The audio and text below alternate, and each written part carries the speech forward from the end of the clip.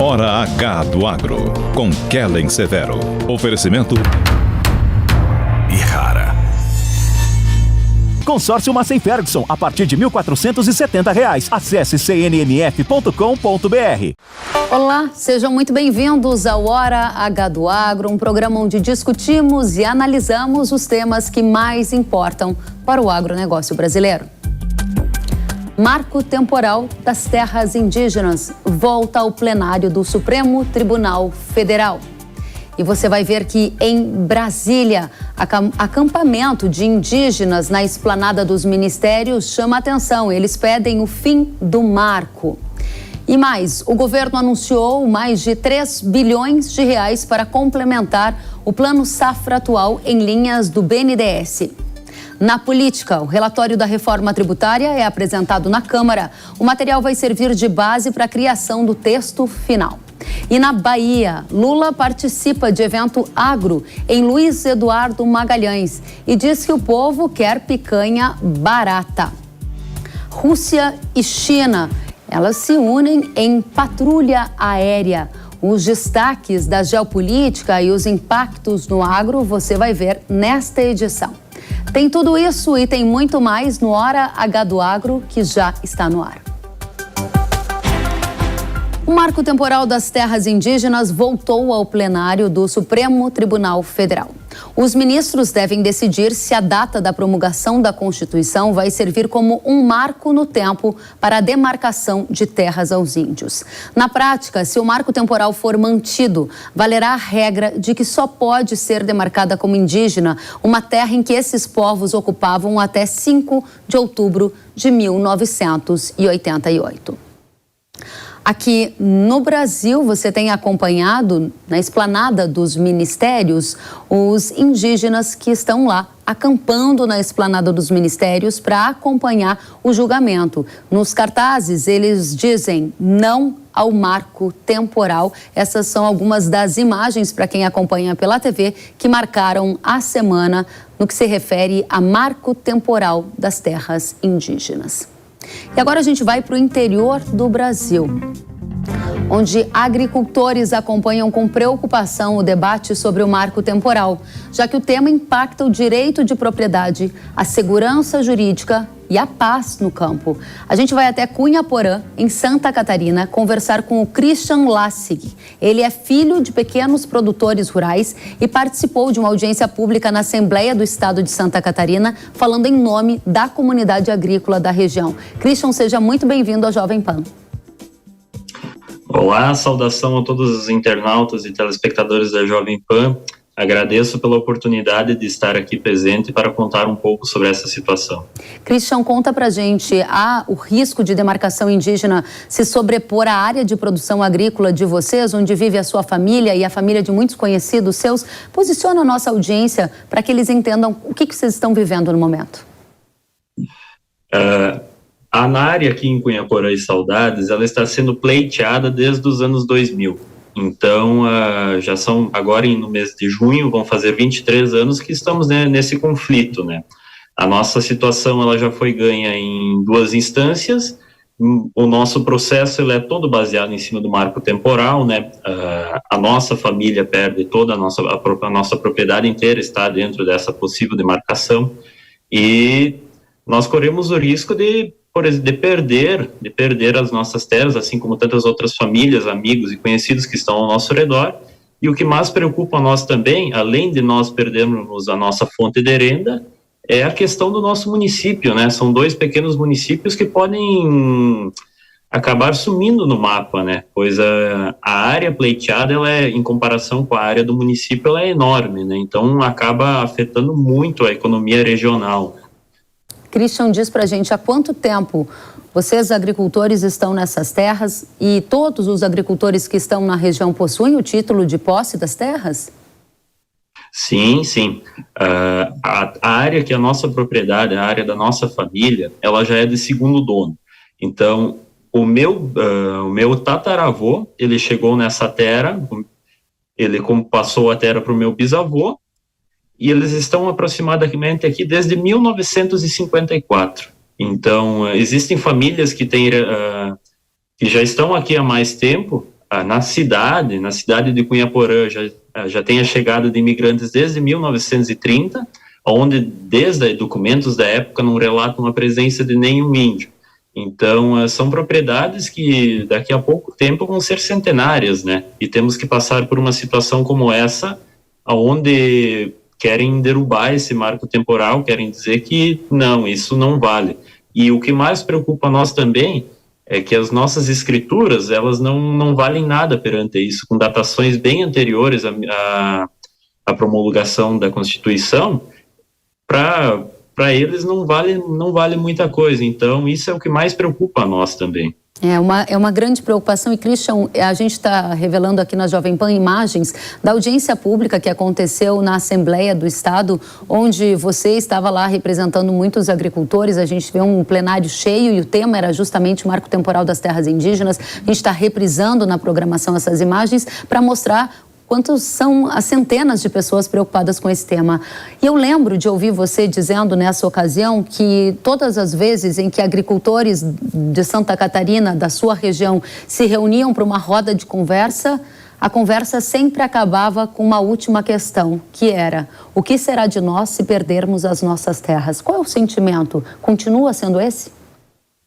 Sim, ainda mais com a questão do julgamento do marco temporal, né? Nós até semana passada estávamos conversando entre vizinhos, um senhor com mais de 70 anos de idade, quase chorando, pois não sabia o que iria fazer. E não é só uma situação, são mais de 200 famílias que são afetadas. Dentre estão adultos, crianças, idosos, pessoas muitas vezes que nasceram, cresceram ali e que, se tiverem que sair daqui, montar, Deus dará. Então, elas não vão ter para onde ir, não se tem algo falando, não, vocês vão sair daqui e vão ir para ali. Simplesmente vocês vão ter que pegar as suas propriedades, dar um jeito de desmontar e sair. Então você imagina falar isso para uma pessoa que tem lá 80 anos de idade, nasceu, cresceu, desenvolveu toda a sua família, construiu todo o seu patrimônio naquele local. Como você acha que uma pessoa se sente, né? É triste você conversar e ver os jovens querendo sair daqui, não querendo continuar por medo dessa questão, né? Essa insegurança jurídica, porque você há pouco dizia que tem o título de propriedade, que são gerações vivendo nessa mesma área e que uma mudança da regra pode gerar toda essa insegurança. Qual é o sentimento hoje dos seus pais, dos seus vizinhos? O que eles sentem quando eles veem as notícias sobre marco temporal, quando eles veem várias manifestações sobre esse tema? Eles sentem que a população brasileira conhece a versão, por exemplo, de vocês, pequenos agricultores que estão com esse nível de preocupação por causa desse tema? Infelizmente, nós vemos assim que a população brasileira, no geral, ela não tem um conhecimento muito específico sobre essa questão, em especial também a nossa questão aqui. Então, é triste você, por exemplo, conversar com seus pais e de ter que deixar de fazer investimentos no longo prazo, porque depois você tem um sentimento de insegurança preso dentro de si. Então, meus pais, eles se tratam por problemas depressivos há muitos anos já, decorrentes dessa questão, né? Então, eu agradeço novamente, pois essas reportagens, assim, elas são uma voz de nós para o Brasil, para nós tentarmos explicar um pouco da nossa realidade, pois é algo... Aqui nunca teve índio, então você fala assim para pessoas que deram suor, deram sangue para desbravar essas terras, que compraram honestamente, tiveram que abrir matas, enfim, para conseguir tirar o seu sustento, colocar uma propriedade funcionar, e agora, de uma hora para outra, querer tirar tudo isso, sem mais nem menos. Né? É uma situação assim que deixa muita gente com problemas de saúde psicológicos, né? É uma coisa muito triste, é muito, muito triste mesmo você sair, conversar com alguém, e poucos minutos a conversa já toma esse lado, né? Infelizmente. O lado de o que será de nós se perdermos as nossas terras, né? Uma frase muito forte que você disse, e eu repito porque eu consigo de longe sentir a emoção dessas pessoas, desses agricultores, dessas famílias, que você aqui, Christian, um jovem, está representando e falando em nome dessas centenas de famílias. Você tem fé que o marco temporal vai passar no Congresso brasileiro ou que o STF vai decidir pela manutenção do marco? Qual é a mensagem que você gostaria de deixar aqui, falando em nome dessas centenas de pessoas, desses centenas de agricultores que hoje estão falando através da sua voz? Bom, eu penso muito que talvez os nossos ministros eles consigam se sensibilizar um pouco, pois nós, pequenos produtores, que estamos aqui nessa área, e tantas outras pessoas que podem ser afetadas com a derrubada do marco temporal, que eles se sensibilizem e pensem em nós. Pensem que existem famílias, existem pessoas que dependem da permanência desse marco temporal, tanto também por uma questão de segurança jurídica no nosso país. Mas nós estamos muito confiantes, esperamos que os nossos representantes eles tomem a decisão correta e deixem as coisas como estão, continuem com o marco temporal, pois assim nós poderemos continuar investindo, começar novamente a investir, né, para que nós conseguimos gerar desenvolvimento na nossa região e assim ter um país de prosperidade, né. Christian, a última pergunta. Para quem não conhece a região de Cunhaporã, de onde você fala em Santa Catarina, é uma região de agricultores que plantam quais culturas? Como é que é o estilo de vida por aí? A região de Cunhaporã, ela é uma região de propriedades familiares, né? Então a gente trabalha muito com mão de obra familiar. Aqui em casa são eu, meu pai, minha irmã e meu cunhado. Então nós produzimos especificamente aqui leite e um pouco de grãos, a produção de leite e grãos. Mas, no geral, a região ela se consiste na produção de cereais, madeira também, produção muito forte de suínos e aves. Então, nós temos um sistema cooperativista muito forte na região que incentiva essa produção agrícola. Nós aqui produzimos, o que nós conseguimos produzir, nós produzimos, né? Então, toda a questão de carnes, cereais, enfim, a questão industrial também está começando a se desenvolver muito forte na nossa região. Então, é uma região de propriedades pequenas, de até 20, 30 hectares, mas que tem uma diversidade de produção muito grande, né? Muito bem. Christian, pois não.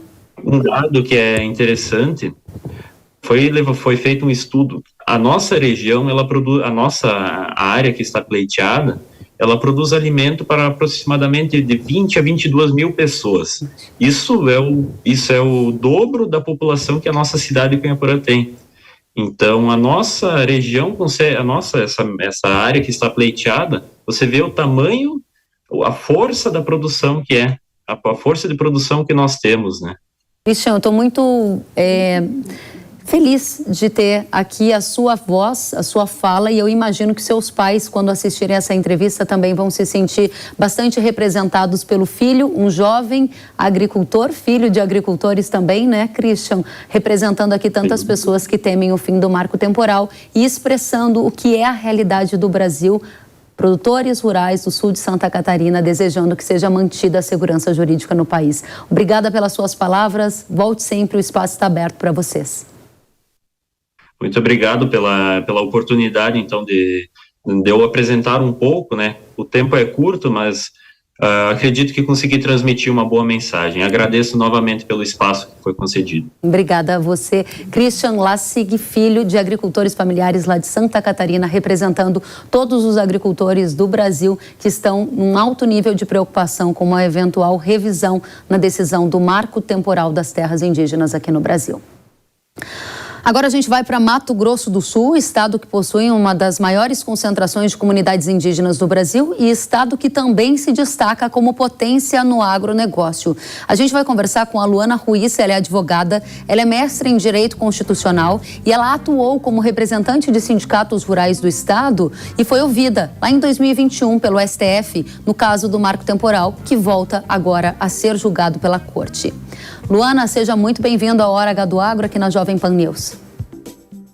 Muito obrigada, é um prazer participar aqui da Jovem Pan, agradeço você, Kellen, agradeço toda a equipe aqui da Hora do Agro pela possibilidade de discutirmos essa questão tão sensível, não só para o meu estado, Mato Grosso do Sul, mas para todo o Brasil. Exatamente. Luana, há pouco a gente ouvia a emoção de um filho jovem de agricultores representando uma comunidade que teme perder as suas terras em função de uma eventual revisão do STF numa decisão já tomada por eles, né, da Constituição do Marco Temporal das Terras Indígenas. Minha pergunta direta a você é: por que o STF está revisando uma decisão que ele próprio já tomou quando adotou o Marco Temporal da Terra Indígena lá no julgamento do caso da terra indígena Raposa Serra do Sol, hein?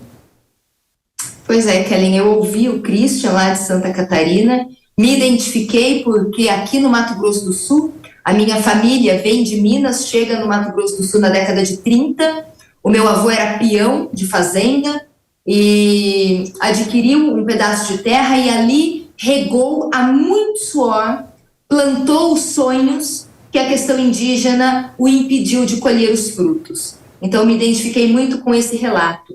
Eu não consigo te responder. Eu não sei o que faz com que o Supremo Tribunal Federal agora, em 2023, se aproveita de uma ação possessória, porque começa com uma reintegração de posse lá no estado de Santa Catarina. Os indígenas invadiram uma área pertencente ao órgão ambiental estadual. Essa disputa começa com uma ação possessória para vir, em 2023, culminar no Supremo Tribunal Federal querendo revolver uma matéria, que é o marco temporal, proibição de ampliação, esbulho renitente, neste recurso extraordinário. Matéria esta que foi fixada desde lá de 2008, 2009, quando o mesmo Supremo decidiu o caso Raposa Serra do Sol. Nós temos marco temporal, proibição de ampliação, esbulho renitente sendo aplicado pelo nosso Poder Judiciário em todas as suas instâncias já há quase 15 anos. São dezenas de decisões proferidas no nosso país pautados no marco temporal. O que, afinal de contas, faz com que a essa altura do campeonato a nossa Suprema Corte resolva revolver uma questão que, a meu ver, já estava devidamente sedimentada? Questões ideológicas? Ativismo jurídico? Não sei dizer ao certo o que traz para mim uma anomalia jurídica. Luana, nesse contexto em que você coloca uma eventual anomalia jurídica para esse revisionismo, né? Voltar a revisar uma decisão já tomada pela Corte, qual é a sua expectativa? Como o Supremo Tribunal Federal deve decidir, na sua opinião, sobre o marco temporal das terras indígenas? Eu não acredito que o Supremo Tribunal Federal vá votar pelo indigenato. Apesar de muito tensionamento político que hoje contamina a realidade da nossa Suprema Corte, nós assistimos nos últimos anos essa contaminação política naquela corte que deveria ser puramente jurídica e imparcial, mas apesar dessa contaminação, eu não consigo acreditar que o Supremo vá derrubar o marco temporal e votar pelo indigenato. Por quê? Pelas consequências drásticas do indigenato.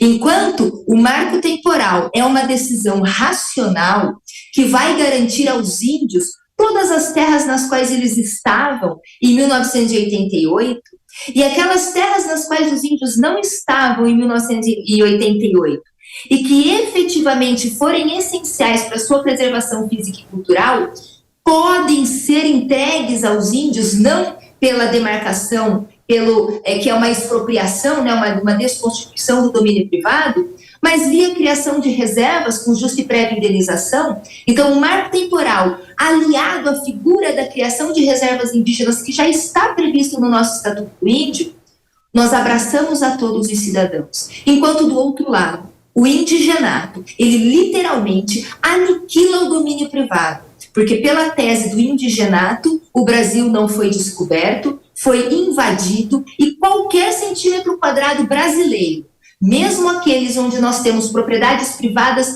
seculares, mesmo aqueles centímetros quadrados em que nós temos as constituições de municípios, qualquer região do Brasil pode vir a ser demarcada como terra indígena diante expropriação, sem justa e prévia indenização. Por isso eu digo que o marco temporal é racional, é razoável e abraça a todos, e o indigenato é radical, é ideológico e acaba com a propriedade privada. O indigenato, neste contexto que coloco agora, para mim, tem aí sim uma linha ideológica socialista, porque tudo aquilo que relativiza a propriedade privada, que é a base do Estado Democrático de Direito, vem na linha das bandeiras vermelhas. Muito obrigada, Luana, pela sua colocação, e entendo que a sua resposta, ela conecta muito com a minha seguinte pergunta, que é: por que esse tema, marco temporal das terras indígenas, importa não apenas para agronegócio, para produtores rurais, para agricultores familiares, mas importa para todos os brasileiros? Você já deu uma dica, né? E uma das coisas que até para nós conversarmos com o cidadão, porque é muito bonito, é muito palatável nós defendermos as comunidades indígenas. E eu defendo as comunidades indígenas e acredito que todos nós defendemos a demarcação das terras indígenas. Essas sim, têm que ser demarcadas. Agora, demarcar propriedades privadas, seculares, legais e legítimas, como se terras indígenas fossem, mexe no bolso do cidadão, mexe no bolso daquela mãe que sai cedo, que pega ônibus, que leva a criança para a creche para ir trabalhar. Porque se o agro não produz, o arroz, o leite, a carne, o feijão, fica mais caro na prateleira dos supermercados. Luana, uma última questão para o público da Jovem Pan. Muita gente nas cidades, muita gente espalhada por capitais de todo o Brasil, vendo imagens, né, das manifestações dos indígenas ocupando a esplanada dos ministérios lá em Brasília. Há também muitas celebridades no Brasil indo às redes sociais pedir pelo fim do marco temporal. Há inclusive celebridades de fora do Brasil, como fez na última semana o Leonardo DiCaprio, ao tuitar pedindo que os parlamentares lá na Câmara, quando votaram o PL do marco temporal, dissessem não a essa regra. A minha pergunta objetiva para você é: caso a sua expectativa do STF manter o marco temporal não se concretize, a saída está no Congresso? Porque o tema já chegou ao Senado, mas precisará da sanção do presidente Lula se passar pelo Senado. O que chegou ao Senado é um projeto de lei, o PL 490, foi aprovado na Câmara dos Deputados. Agora, no Senado, ele ganha um novo número, é a tramitação legislativa normal. Sendo aprovado no Senado, vai para o presidente Lula. O presidente Lula, acredito que vete, ainda que pode ser que gostaria de sancionar, para nós termos estabilidade nas relações humanas no Brasil. Acredito que ele vete e volta, então, para a Câmara dos Deputados, que creio que derrubará o veto, e nós teremos, então, uma lei que define marco temporal. Mas é uma lei ordinária. O que acontece com todas as leis? Elas podem ter a sua constitucionalidade questionada. Nada impede que essa lei, em sendo aprovada, em se transformando em lei efetivamente, pela rede, pelo PSOL, pela PIB, pelas ONGs, pelo Conselho Indigenista Missionário, enfim, venham a ser questionadas em processo judicial, ação direta de inconstitucionalidade face ao Supremo Tribunal Federal. Ou seja, puxa e estica, morremos no colo do Supremo. Vamos esperar boas notícias. Luana Ruiz, advogada, mestre em Direito Constitucional, muito obrigada pela presença aqui no Hora H do Agro. Volte sempre, você é muito bem-vinda. Eu agradeço, um abraço a todos e na expectativa aí de que teremos segurança jurídica e estabilidade do Estado Democrático de Direito, porque o marco temporal atende sim as comunidades indígenas. Muito obrigada, Luana.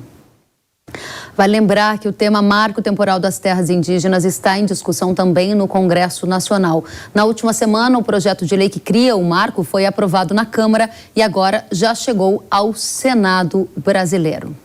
Vamos avaliar este tema, Marco Temporal das Terras Indígenas, junto ao Congresso Nacional, recebendo ele que é presidente da Frente Parlamentar da Agropecuária, o deputado Pedro Lupion. Deputado, seja muito bem-vindo ao Hora H do Agro.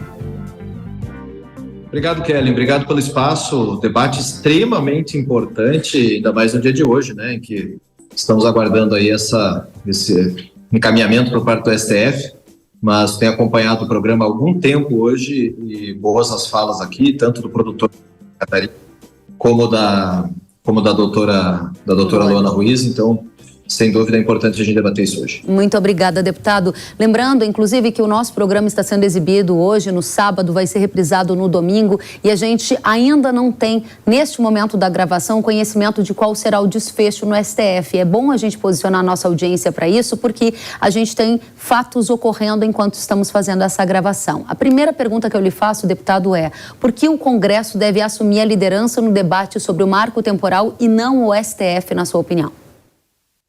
Porque cabe ao Congresso legislar, essa é a função constitucional do Congresso Nacional. A omissão do Congresso suscitou nessa decorrência de fatos que possibilitou esse julgamento por parte do STF. A falta de constar em lei, especificamente a questão do marco temporal, é uma omissão do Congresso Nacional e nós precisamos resolver isso. São 16 anos de tramitação do PL 490. Quem apresentou o 490 foi o deputado Homero Pereira, que infelizmente já faleceu, não está entre nós, mas deu essa contribuição para o direito de propriedade do Brasil lá atrás, lá em 2007, 2006, algo assim. Então, realmente precisa o Congresso fazer sua parte e cabe a nós tomar essa decisão. A omissão do Congresso faz com que exista o ativismo judicial e, principalmente, o STF legislando, que é algo que todos nós devemos evitar. O papel do STF é defender a Constituição, é julgar a constitucionalidade dos fatos e não legislar e criar leis. Deputado, há tentativas de acelerar a tramitação do marco temporal das terras indígenas no Senado. Lá na Câmara, na sua casa, o texto passou em regime de urgência, foi aprovado e agora chega ao Senado. Você acredita que isso vai dar certo, vai ser aprovada a urgência para passar essa lei lá no Senado? E se ela passar no Senado rapidamente, o presidente Lula vai sancionar essa lei criando o marco temporal das terras indígenas? Veja, as demonstrações que o presidente tem dado nesse sentido são muito negativas, né, em todos os sentidos. Visitas a aldeias, falas completamente estapafúrdias, mas principalmente o espaço que tem sido dado a esse tema dentro do governo tem sido um espaço muito aquém do que é o tamanho da gravidade da ameaça ao direito de propriedade e à segurança jurídica dos produtores rurais do Brasil, caso aconteça esse julgamento efetivamente. Então, cabe a nós exigirmos, né, com a ampla votação que nós colocamos na Câmara, e imagino que teremos uma votação muito positiva também no Senado, cabe a nós botarmos a vontade do Congresso. Nós representamos a população, nós representamos no Senado os estados, na Câmara a população de cada um dos estados. A nossa responsabilidade é fazer valer o que foi definido por ampla maioria no plenário, tanto da Câmara e imagino que será também no Senado. Se houver um veto, nós derrubaremos o veto e temos votos para isso. Muito bem. Deputado, por que o senhor acredita que o marco temporal das terras indígenas é um dos principais temas do ano para o agronegócio brasileiro? Bom, primeiro porque a gente está falando em direito de propriedade. Nós estamos falando em defesa da Constituição, estamos falando de algo que foi previsto pela Constituição. Detalhe, marco temporal não é uma invenção nossa, não é uma invenção da bancada ruralista, não é uma invenção da FPA, muito menos do Congresso. Essa foi uma das condicionantes colocadas no julgamento lá de Raposa Serra do Sol pelo ministro Aires Brito, ou seja, uma definição do próprio STF. Nós precisamos fazê-la constar em lei para que a gente não tenha que ter essa discussão, para que a gente não tenha que ver um depoimento como do menino produtor lá de Santa Catarina, que falou há pouco contigo, e que mostrou a indignação, o desespero e a preocupação de áreas que já são centenárias, que estão com essas famílias, que são de proprietários rurais de fato, que são produtores, que têm áreas produtivas e que agora, 500 anos depois, querem vir efetivamente reivindicar essas áreas. E nós não estamos falando só de produção rural, Kelly, nós estamos falando de áreas urbanas. Existem diversos municípios no Brasil ameaçados caso caia o marco temporal. Aqui no meu estado, no Paraná, por exemplo, os municípios da região oeste extremamente preocupados, município de Guaíra, de Terra Roxa, Saudade do Iguaçu, aqui mais para a região norte, município de São Jerônimo da Serra, Santa Amélia, municípios que têm efetivamente algum tipo de presença indígena, mas que não houve a contestação das áreas e que agora poderia haver uma novidade solicitando essas demarcações. Importante. Solicitando essa. Então é óbvio que gera uma preocupação gigantesca quanto ao direito de propriedade. A gente precisa ter no mínimo, principalmente nesse caso de Santa Catarina, que já está havendo despejo de algumas famílias, a remuneração por isso, ou seja, a compensação financeira por essas áreas e não tratar de expropriação Para isso existem outros projetos que nós precisamos votar, são 2 PECs que estão no Congresso, que a gente precisa aprovar para poder haver o pagamento por essas áreas, pela desapropriação, pagamento justo. Então isso, sem dúvida alguma, a gente precisa ter um posicionamento muito claro em relação a isso, e eu não colocaria 311 votos, como nós colocamos na urgência do marco temporal na Câmara, se não fosse um assunto que afetasse o Brasil todo. Não é contra indígenas, não é contra povos originários, é a favor do direito de propriedade. Nós estamos falando na possibilidade da demarcação de mais 20% do território nacional. Isso é um absurdo completo. Nós tirarmos o protagonismo do Brasil na produção de alimentos, quando a própria ONU diz que nós somos os responsáveis por alimentar mais de 2 bilhões de bocas no mundo dos 8 bilhões de humanos. Ou seja, nós precisamos triplicar nossa produção, nós não podemos retroagir. E para isso a gente precisa garantir o direito à propriedade do nosso país. Muito bem, o senhor traz alguns dados, né, sobre impactos do eventual fim do marco temporal, se assim decidir o STF. E um dos dados que a gente tem é que o território brasileiro hoje sairia de 14% de ocupação indígena para 28%, o que é um aumento expressivo. O senhor ainda falou sobre o oeste do Paraná, que é uma área muito forte na produção agrícola, no desenvolvimento deste estado pujante do Paraná. Eu gostaria que o senhor deixasse claro para toda a nossa audiência por que o direito de propriedade seria ferido, porque o que aconteceria? Qualquer área poderia vir a ser contestada como indígena, e frente a essa contestação, o que valeria seria esse dado homologando como indígena e não o direito de propriedade, mesmo que ele tenha décadas de existência? É isso, deputado?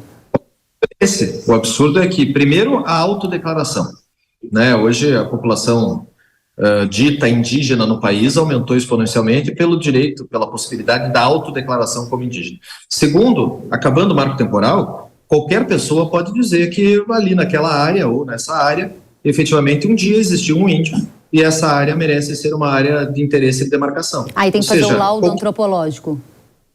Sem laudo antropológico, sem nada. Os laudos antropológicos, aliás, algo que tem que ser muito discutido, né? As demarcações feitas até hoje no país com laudos antropológicos feitos por ONGs diretamente ligadas a conselhos indigenistas e interesse próprio nessas demarcações, ou seja, já há uma insegurança jurídica gigantesca no que é feito, a demarcação que já é feita dentro da lei, buscando todos os parâmetros necessários. Se cair o marco temporal, é dizer, qualquer área, qualquer local pode dizer que algum tempo atrás houve um índio ali e solicitar essa área, ou seja, acaba o direito de propriedade, acaba a Constituição brasileira, está lá no artigo 5º, nosso direito de propriedade, a gente tem obrigação de defendê-lo e obrigação de garantir. Muito bem. Presidente da Frente Parlamentar da Agropecuária, uma das maiores bancadas do Congresso Nacional, deputado Pedro Lupion, muito obrigada pela presença no Hora H do Agro. O senhor é muito bem-vindo, volte mais vezes. Eu espero que a gente volte a tratar desse tema com muito melhores notícias para a nossa audiência. Obrigado, Kelly. Parabéns pelo teu trabalho, parabéns por esse programa que é tão importante para informar a população. E é óbvio que nós vivemos de narrativas e desafios constantes no nosso agro, mas temos apoios importantes, apoios da sociedade brasileira, apoios da população e o reconhecimento do Brasil todo que o nosso setor é o setor mais pujante da economia e que precisa sempre ser respeitado. Esse é o nosso grande pedido. Muito obrigada, deputado. Bom trabalho para o senhor. Volte sempre. E agora você acompanha imagens do julgamento do marco temporal no STF. Está acontecendo neste exato instante em que estamos fazendo a gravação do Hora H do Agro. Uma quarta-feira, véspera de feriado, você está acompanhando neste sábado, neste domingo aqui na programação. E a gente ressalta que toda essa discussão vai continuar aqui na nossa programação da Jovem Pan News, no Hora H do Agro. Você vê neste instante o ministro Moraes falando nesta sessão, neste julgamento sobre marco temporal das terras indígenas. Até este momento, não temos o resultado final da decisão do STF sobre este tema, marco temporal das terras indígenas. Continuaremos atentamente acompanhando aqui na programação da Jovem Pan. E agora a gente vai para um rápido intervalo e na volta você vai ver que o presidente da República, Lula, participou de um evento do agro na Bahia e disse que o povo quer comer picanha. Então vamos entender a tendência para os preços da carne bovina, tanto ao pecuarista quanto ao consumidor. Tem tudo isso e tem muito mais depois do intervalo. Eu espero você.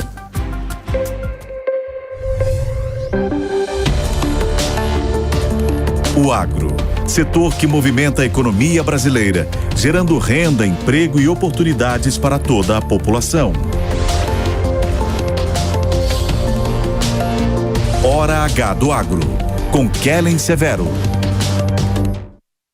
Precisando de uma nova máquina para aumentar a sua produtividade? Aqui no Consórcio Nacional Massey Ferguson lançamos o Grupo 377. Com ele vem vários benefícios exclusivos para você, como planos em até 10 anos para pagar, sem juros, sem taxa de adesão e parcelas reduzidas a partir de R$ 1.470. Aproveite e procure a rede de concessionárias Massey Ferguson. Quer saber mais? Acesse www.cnmf.com.br ou entre em contato pelo WhatsApp 11 9 3016 0316. Sabia que o Brasil é um dos maiores produtores de soja e milho no mundo?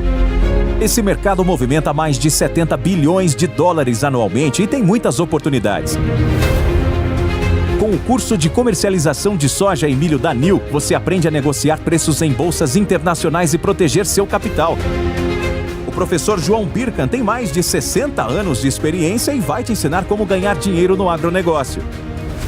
Garantir uma taxa melhor do dólar para daqui a 12 meses. Esse curso é ideal para você que quer trabalhar com trading de soja e milho no mercado financeiro e para você que é produtor e quer potencializar os lucros com sua safra. Ingresse no setor que mais cresce no Brasil. Acesse nilcursos.com.br e inscreva-se.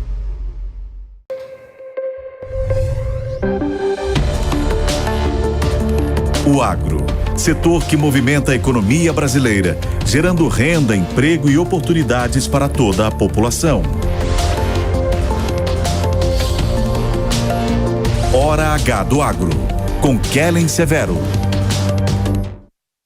Estamos de volta com o Hora H do Agro aqui na programação da Jovem Pan News.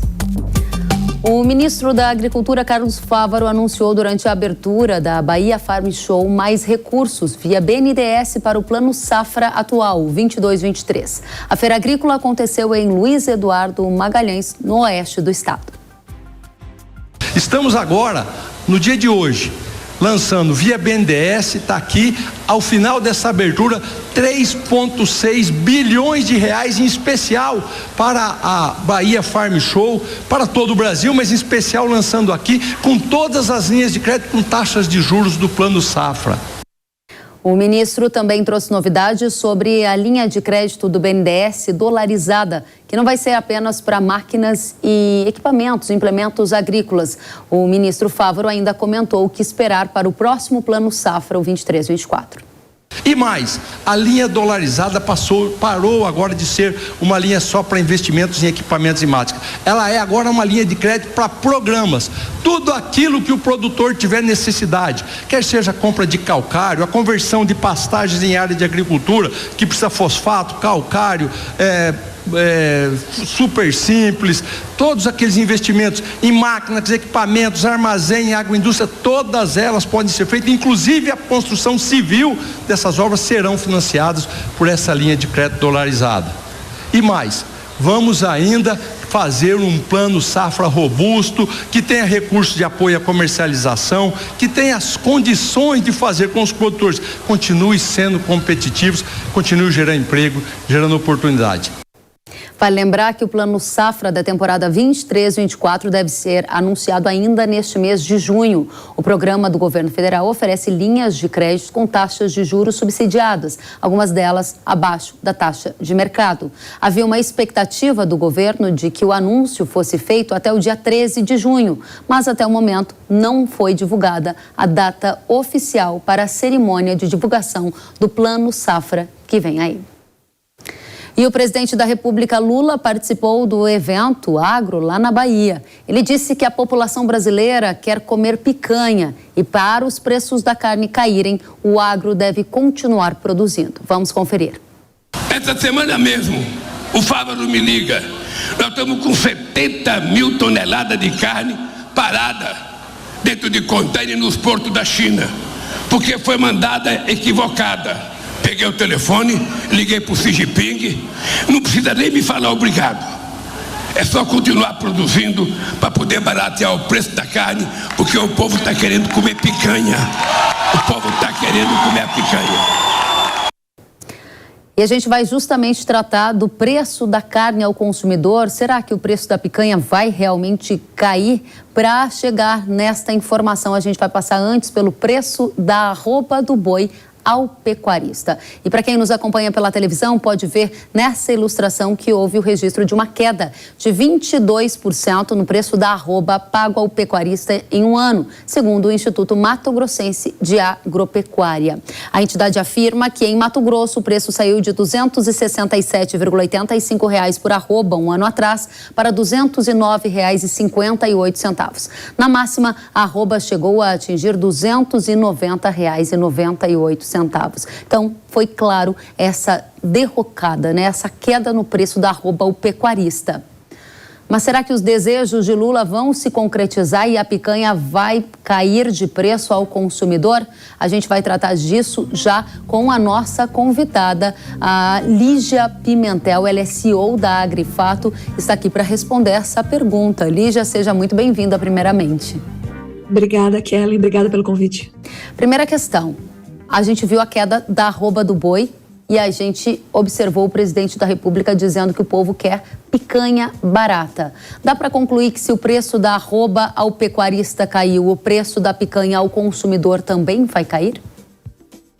De fato, o que a gente tem observado é uma queda do preço da carne no varejo, incluindo aí o corte da picanha, né? Que não é o mais acessado pela população, principalmente classe média baixa.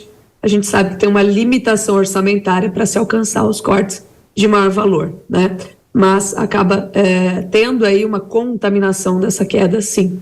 O que acontece é que a queda no varejo, ela gira em torno, no ano, de 4%.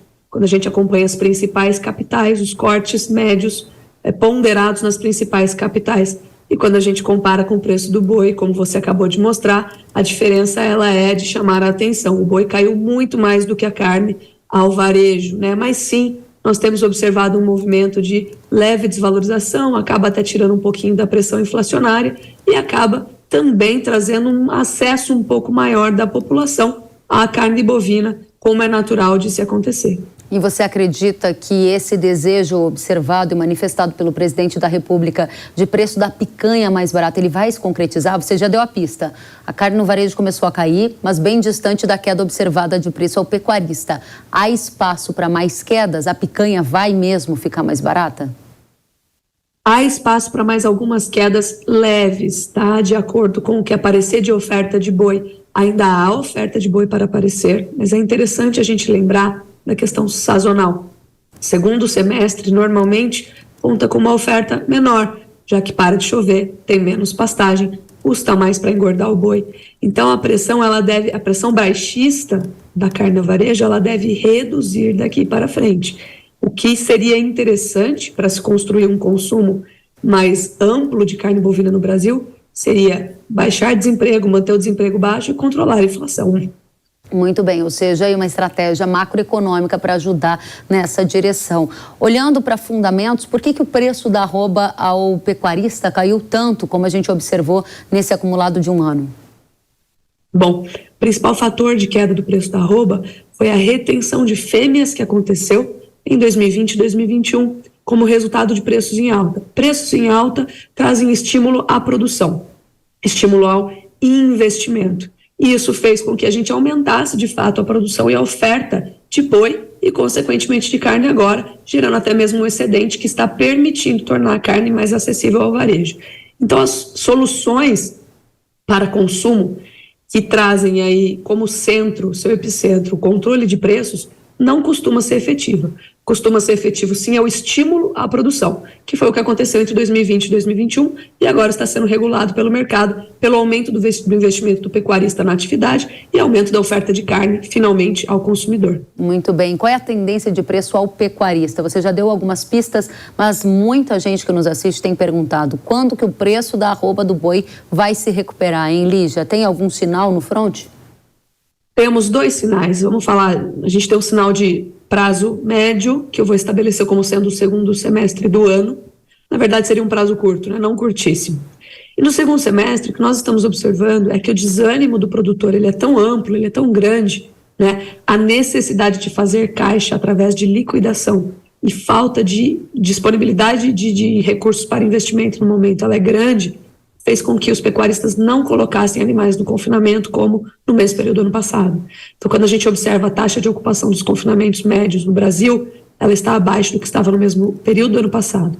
Isso pode levar a uma entre-safra um pouco mais firme, talvez recuperar os preços no mesmo nível do começo do ano. Se a gente pegar a Praça Balizadora de São Paulo, para dar como exemplo, talvez em torno de 290, por aí, é uma possibilidade, porque nós estamos vendo menos investimentos para suprir a entre-safra de animais, tá? Outro ponto importante é que no segundo semestre a gente costuma acelerar as exportações. O ritmo de exportações ele ganha força no segundo semestre via de regra. Pode ser que um ano ou outro isso fuja do normal, mas historicamente a gente tem uma aceleração no segundo semestre. Agora, quando a gente pensa em prazo um pouco mais longo, né, nós temos que notar que o que está acontecendo hoje, em termos de rentabilidade, essa queda forte do preço do boi, tem promovido o contrário do que nós vimos em 2021, foi a retenção das fêmeas para a produção. Hoje a gente vê a liquidação das fêmeas para uma tentativa de fazer caixa. Isso vai cobrar um preço produtivo novamente lá na frente. E nós visualizamos isso entre 2025 e 2026. Muito bem. Para fechar, a gente ouviu o Lula dizendo que ligou para Xi Jinping, presidente da China. A China é um dos principais fatores para a gente entender o sucesso do preço da arroba ao pecuarista, porque à medida que crescem as nossas exportações para eles, que são os nossos principais clientes no mercado externo, tende a também crescer o preço da arroba ao pecuarista? Kellen, mais ou menos. A China tem sido um grande motor e um grandíssimo parceiro comercial, tá? Mas veja bem, ao mesmo tempo em que a China ampliou muito a sua atuação entre 2020 e 2021, final de 2019, né, 20 e 21, em 2022 ela ampliou mais ainda e já no ano passado nós visualizamos a queda de preços do boi. Então a China, ela é um parceiro comercial importante, ela é uma via de escoamento importante, que hoje leva mais ou menos aí 17% de toda a nossa produção, mas a nossa grande estrela continua sendo ainda o nosso mercado doméstico. E a oferta de gado, né, que é quando ela entra de uma maneira muito sistêmica, né, ela entra de uma maneira muito crônica. Então nós vimos recorde de exportação em 2022 e preços caindo. Por quê? Porque havia uma oferta maior do que esses 17% que a China leva. Né? Então, veja bem, a China é importante. Sem a China, certamente, nós temos preços sendo equilibrados em patamares mais baixos, mas ela não é o fator determinante.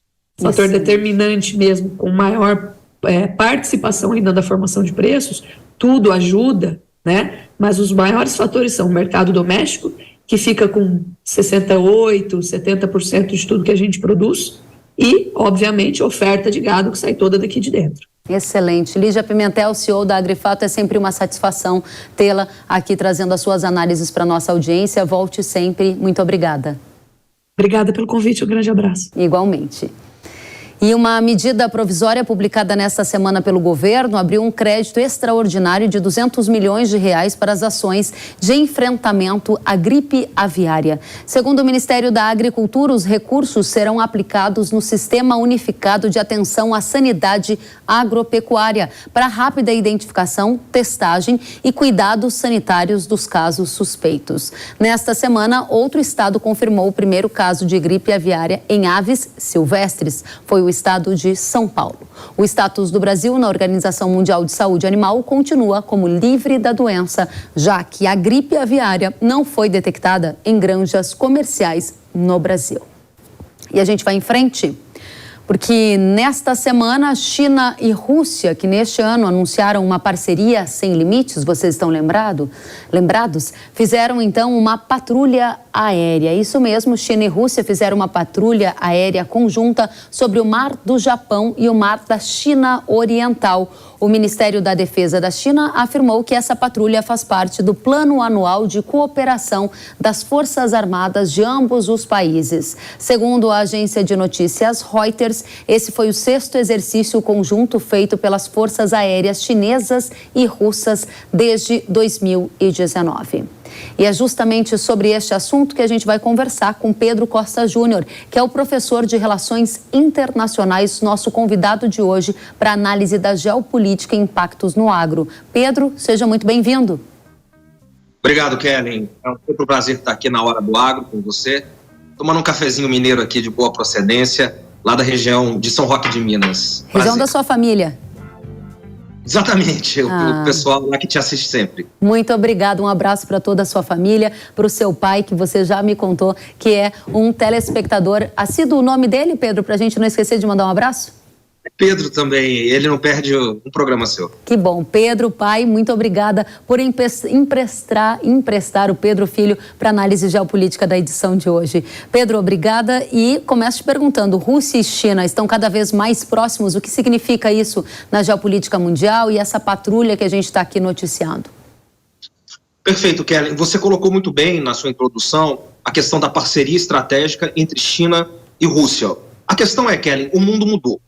O mundo mudou a partir da guerra na Ucrânia, na verdade 20 dias antes da guerra na Ucrânia, quando a China e a Rússia assinaram uma parceria política, econômica, militar e diplomática sem limites, né? Então nós temos, de um ponto de vista, os Estados Unidos, que tem uma política externa deliberada, clara, de contenção da China. A China é o grande inimigo, digamos, o grande rival dos Estados Unidos, enquanto uma disputa hegemônica no sistema internacional. Então, enquanto os Estados Unidos, tudo que eles puderem fazer para conter a China, eles vão conter a China. Isso é uma pauta norte-americana, republicana e democrata, bipartidária, dos dois partidos. Enquanto isso, o que a China fez? Ela se aliou à Rússia, que é uma potência militar maior do que ela, a China, para poder se fortalecer nessa estratégia. Então, nós temos, de um lado, um movimento eurasiático, que é a aliança russa-chinesa, sino-chinesa, e do outro lado, os Estados Unidos tentando conter os dois, né? Uma aliança atlanticista com a renovação da OTAN, que andava, digamos, respirando por aparelhos antes da guerra. E o mundo vai se estreitando, vai se tornando um lugar cada vez mais tenso, mais imprevisível, e nesse sentido, Kellen, mais perigoso. Por que essa análise da geopolítica, dessa parceria mais estreita entre China e Rússia, importam para o agronegócio brasileiro, na sua avaliação? Elas são fundamentais, Kelly, para a gente entender as deliberações geopolíticas, os caminhos geopolíticos e geoeconômicos que o sistema internacional vai tendo daqui para frente, né? Então, a clareza que nós temos que ter, do ponto de vista de todas as análises econômicas que vão sendo feitas, né? E aí o agro tem um papel central, no caso do Brasil, pelo peso que o agro tem no Brasil e pela força que tem no Brasil, é o seguinte: daqui para frente, né, de 2, 3 anos para frente, isso ficou mais claro, nós temos um mundo cada vez mais bipolar. De um lado, uma aliança atlanticista, liderada pelos Estados Unidos, que fecha junto com a Europa Ocidental e vai conquistando espaços aonde puder no restante do mundo. E do outro lado, uma aliança eurasiática, cuja principal parceira ou potência econômica é a China e a principal potência é a Rússia. Então, desse ponto de vista, há uma guerra que não tem previsão para acabar, que é uma guerra que acontece na Ucrânia, liderada pelos democratas dos Estados Unidos. Antes da eleição, essa guerra não vai terminar. Isso tem que ficar claro do ponto de vista dos investidores brasileiros, porque os democratas dependem dessa guerra para tentar se reeleger, e isso vai impactando diretamente na economia, porque nós temos as duas maiores economias do mundo, respectivamente Estados Unidos e China, disputando investimentos no mundo inteiro e com perspectivas diferentes para poder chegar na liderança do sistema internacional. Muito bem, antes da gente passar para outro tema, quero só fechar. Você disse que o mundo está caminhando para cada vez ficar mais bipolar. Isso significa que o Brasil, em algum lugar, vai precisar escolher entre uma dessas polaridades, ou ele consegue circular bem e transitar num campo de mais neutralidade? Excelente pergunta. O caminho mais inteligente que o Brasil tende a ter é não escolher um lado. Porque, veja bem, o Brasil o principal parceiro econômico do Brasil, desde 2008, 2009, é a China. Mas do ponto de vista político, né, e do ponto de vista de valores, de costumes, nós estamos muito atrelados aos Estados Unidos, ao mundo ocidental, ao mundo do Atlântico. Então, para que a gente possa conseguir, né, caminhar nesse mundo, é interessante fazer uma política de pêndulo, uma política internacional de pêndulo. Saber negociar não de acordo com os interesses dos Estados Unidos ou da China, mas de acordo com os nossos interesses. Por quê, Kellen? Porque o Brasil é um país com peso nas relações internacionais. O Brasil está entre os 5 maiores países do mundo, entre as 5 maiores populações do mundo. entre as 10 maiores economias do mundo. E o nosso agro alimenta o mundo. Então, nós temos peso para poder balancear de acordo com os nossos interesses nacionais. Muito bem, a gente já volta a conversar com você, professor. A gente vai trocar de assunto agora. A gente vai voltar a falar da guerra entre Rússia e Ucrânia, ainda dentro do aspecto geopolítico. A semana foi marcada por uma explosão que atingiu uma represa no sul da Ucrânia. A autoria do ataque não foi determinada, enquanto ucranianos e russos se acusam mutuamente. A usina hidrelétrica fica localizada na região de Kherson, na Ucrânia, e atualmente sob ocupação da Rússia. Um dos principais pontos de atenção é que a represa fornece água para resfriar a maior usina nuclear de Zaporizhzhia, a maior da Europa. A Agência Internacional de Energia Atômica informou que a central nuclear da Ucrânia não sofre riscos imediatos. Em outras ocasiões, o ministro das Relações Exteriores da Ucrânia já afirmou que problemas nessa usina nuclear provocariam impactos 10 vezes piores do que de Chernobyl. Professor, as tensões estão aumentando? Qual o termômetro da guerra entre Rússia e Ucrânia neste momento? Olha, Kelly, eu lembro da última participação nossa, né? Exatamente vai se descrevendo o quadro que a gente diagnosticava aqui. É uma guerra de caráter permanente, que não tende a ser cessada no curto prazo, pelo contrário, ela vai continuando, e nisso as tensões, imagens como essa, as tensões, elas tendem a aumentar.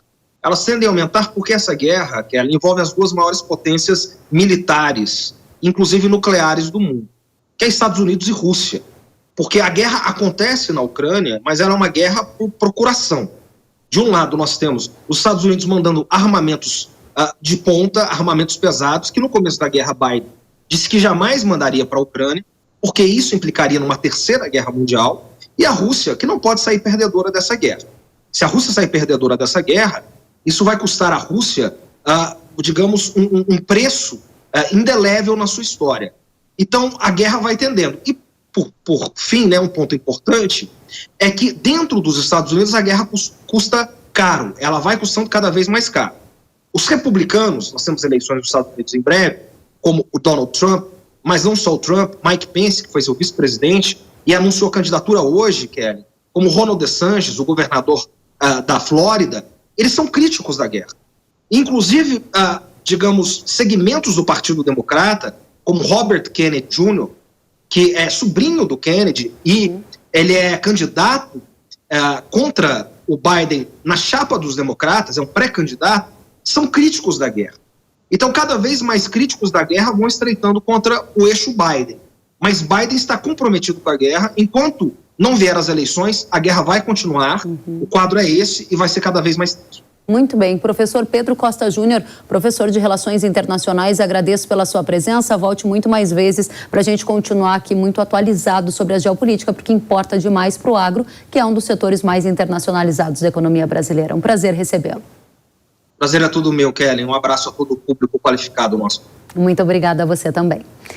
E o relator da reforma tributária na Câmara dos Deputados, Aguinaldo Ribeiro, apresentou nesta semana o relatório do grupo de trabalho sobre o tema. Esse relatório, que possui as diretrizes da reforma tributária, é uma espécie de prévia do texto que deve ser apresentado ainda neste mês. O presidente da Câmara dos Deputados, Arthur Lira, disse que vai pautar a reforma tributária ainda neste semestre, antes do recesso parlamentar. Ele também afirmou que pediu ajuda ao presidente Lula para que o tema avance. Vamos conferir.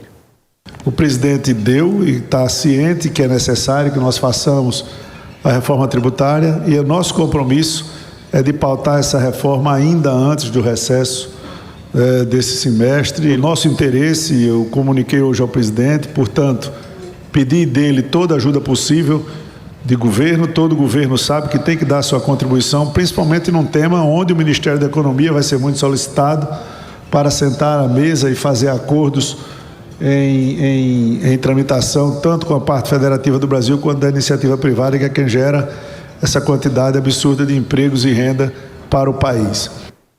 Muito bem, e o coordenador do Núcleo Econômico da Confederação da Agricultura e Pecuária do Brasil, Renato Conchon, analisou o texto e os impactos ao agro até este momento. Vamos conferir. Para a atividade agropecuária especificamente, algumas propostas apresentadas nessa semana pelos pelos deputados estão em linha do que o setor agropecuário vem apresentando, entretanto de uma maneira um pouco mais tímida. Nem todas as premissas foram acatadas integralmente pelo GT. Por exemplo, o Instituto Pensar Agro defendia que havia necessidade de uma tributação diferenciada para todo o agronegócio. No relatório apresentado ontem, propôs-se a tributação específica somente para a produção agropecuária, ou seja, o setor de insumo e a agroindústria não estão contempladas nesse regime tributário diferenciado. Ainda, a necessidade de uma tributação respeitar o adequado tratamento ao ato cooperativo, para tributar ou a cooperativa ou o cooperado. Embora o GT tenha apresentado que as cooperativas devam ter um tratamento diferenciado, não foi detalhado como que isso vai se dar. E por fim, alguns produtos da cesta básica podem estar mantidos a tributação diferenciada sobre esses produtos também no novo regime. Outros temas relevantes para o agronegócio, tal como a tributação diferenciada dos insumos agropecuários, dos biocombustíveis, a necessidade de haver uma tributação diferenciada, um regime tributário diferenciado para os pequenos produtores estabelecidos como pessoas físicas, não foram destacados no relatório. Portanto, nós não sabemos exatamente como que isso vai se dar, devemos conhecer no relatório apresentado pelo deputado Aguinaldo Ribeiro nas próximas semanas, que é o texto que vai para a votação. Ainda, alguns temas que ainda mantêm a preocupação do setor agropecuário é a possibilidade de haver um deslocamento de carga tributária que acabe por inviabilizar algumas cadeias agropecuárias, uma vez que o texto apresentado essa semana não trouxe a garantia da manutenção da carga tributária setorial ou para alguns setores econômicos. Obrigada, Renato Conchon, pela análise. E agora eu tenho um recado para você. Prepare-se para conhecer o verdadeiro controle de nematóides. Trunenco é o mais novo lançamento para tratamento de sementes da Yara, que veio para proteger as lavouras desde o início do ciclo.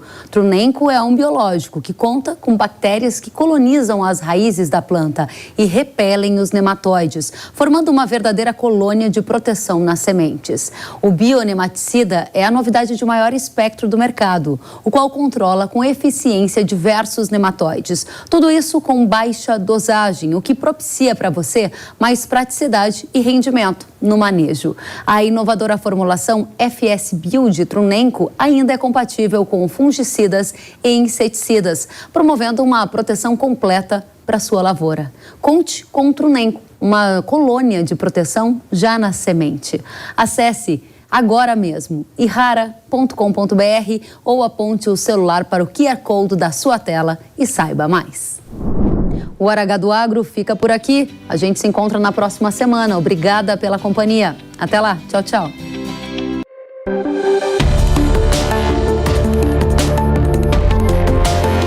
Hora H do Agro, com Kellen Severo. Oferecimento Yara. Consórcio Massey Ferguson, a partir de R$ 1.470. Acesse cnmf.com.br. Realização Jovem Pan News.